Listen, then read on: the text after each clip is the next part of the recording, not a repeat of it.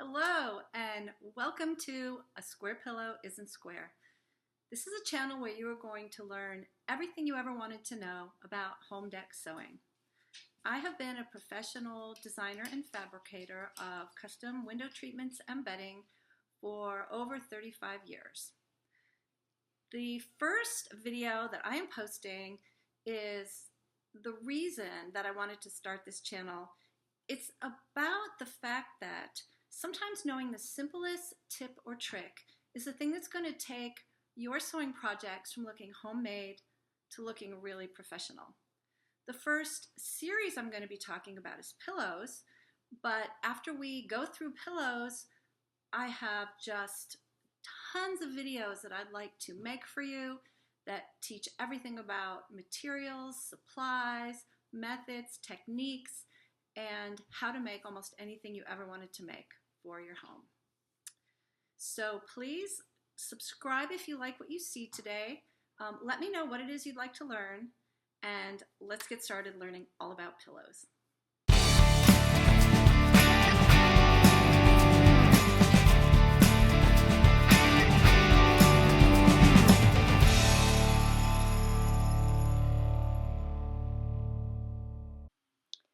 If you've ever tried to make a pillow out of two perfectly cut squares of fabric, it might have turned out looking something like this. The cover is a little bit loose, and it has four big, empty, pointy corners. This is what you thought your pillow would look like. So what went wrong? How do you get from what you got to what you want? Stay tuned, and I'm going to show you the tricks and tips you need for the perfect pillow. Here we have our pillow insert, or pillow form, as some people call them. And as you can see, this one measures 18 inches from seam to seam. So let's start with what most people would do if they had an 18-inch pillow insert. They would cut a piece of fabric 19 by 19 for the front and the same size for the back, which gives them a ½ inch seam allowance on all edges of the pillow, thinking that will create the perfect 18-inch cover. And here you see we have stitched around all four sides of our pillow with our ½ inch seam allowance and our nice square corners. And after we turn the pillow right side out, put in our pillow form and sew it closed, this is what we have, the not so perfect pillow.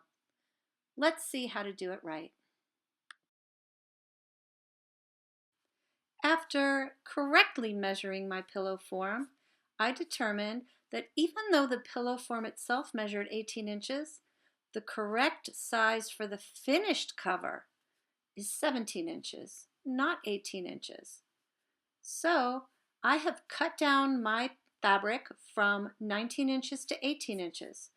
That will give me the correctly finished size of 17 inches for this pillow cover. If you'd like to know how I determined that this pillow cover should be 17 inches, watch my video about how to correctly measure for a pillow cover. Here you can see what the correct shape of the corner of the pillow should be compared to what people normally do when they sew the corner of their pillow. This shape is a gentle tapering line that starts on one edge, gently curves to a sharp pivot point, and then gently tapers back out to the next edge of the pillow. For most average sized pillows, those that are 16, 18, or 20 inches square, I have found that a good starting point and ending point for the tapered shape is about 5 inches from each end. Keep in mind that 5 inches works really well, as I said, for average size pillows, but if you have a much smaller pillow, a 12 or 14-inch pillow, you may find that 3 or 4 inches works better, and if you have a very large pillow, you may find that 6 or 7 inches work better. And the amount that the line tapers in is about 1 inch. The only time I really vary from this 1 inch distance is if I have a really large pillow. In that case, I might come in even 1.5 or 2 inches based on the size of the pillow.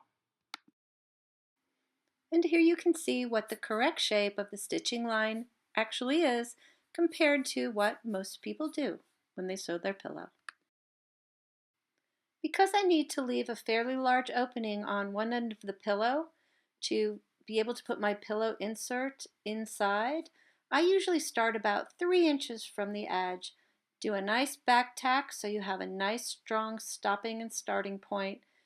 Go around the entire pillow, ending about 3 inches from the other end of the same side.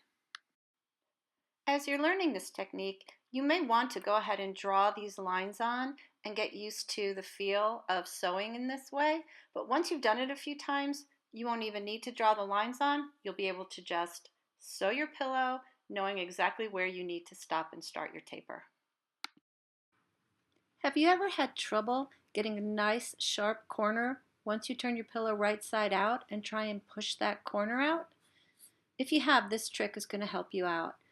Stitch beyond your pivot point 1 stitch, maybe 2 stitches in both directions, and you'll find that when you turn your pillow right side out, that corner will pop out easily and cleanly.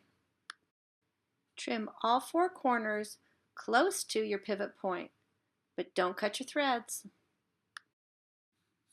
Now turn your pillow right side out, put in your pillow form, and sew it closed, and you should be pretty proud of yourself because you have just made the perfect pillow. You got a fresh start, not a single sign of the old scars. You left them behind in a cloud of dust. They're starting to rust and erode.